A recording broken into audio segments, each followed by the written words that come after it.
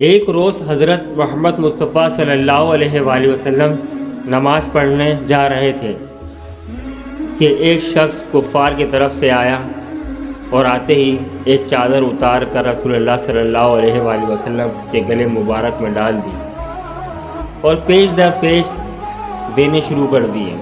آپ صلی اللہ علیہ وآلہ وسلم کا دم گھٹنے لگا۔ اتنے میں حضرت ابوبکر صدیق رضی اللہ تعالیٰ عنہ کو پتہ چلا، وہ تشریف لائے اور دھکے دے کر اس معلوم کو ہٹایا۔ کفار نے آپ صلی اللہ علیہ وآلہ وسلم کو طرح طرح کی تکلیفیں دی، کبھی جسم اثر پر نجاستیں ڈالیں، کبھی گلے میں پھندا ڈال کر کھینچا، کبھی گھر کے دروازے کے سامنے کانٹے بچھائے تاکہ صبح سویرے جب آپ یا آپ کے بچے باہر نکلیں یا نماز پڑھنے جائیں تو کوئی کانٹا پاؤں میں چبھ جائے۔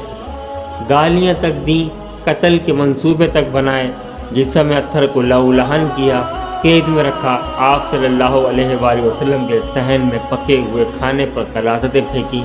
آپ صلی اللہ علیہ وآلہ وسلم کی شان میں قدر گستاخیاں کی کہ اللہ کی پناہ۔ کبھی پاگل کہہ کر پکارا، کبھی جادوگر کہہ کر پکارا، کبھی شاعر کہہ کر پکارا۔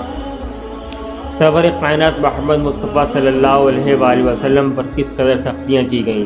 صرف اور صرف دین کی بنیاد پر اللہ تعالیٰ کا لاکھ لاکھ درود و سلام ہو آپ صلی اللہ علیہ وآلہ وسلم پر، ان کفار پر اللہ کی، فرشتوں کی اور تمام انسانوں کی لعنت ہو جنہوں نے آپ صلی اللہ علیہ وآلہ وسلم کو پریشان کیا۔ آمین۔